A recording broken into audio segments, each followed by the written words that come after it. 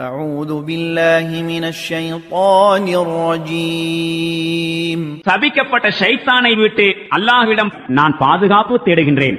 وَإِنَّهُ لَعِلْمٌ لِلسَّاعَةِ فَلَا تَمْتَرُنَّ بِهَا وَاتَّبِعُونِ هَذَا صِرَاطٌ مُسْتَقِيمٌ.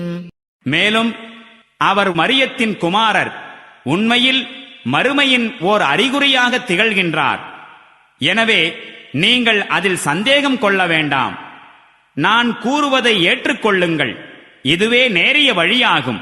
وَلَا يَصُدَّنَّكُمُ الشَّيْطَانُ إِنَّهُ لَكُمْ عَدُوٌّ مُبِينٌ. ஷைத்தான் உங்களை இதிலிருந்து தடுத்து விட வேண்டாம். அவன் உங்களுடைய பகிரங்க விரோதியாக இருக்கின்றான்.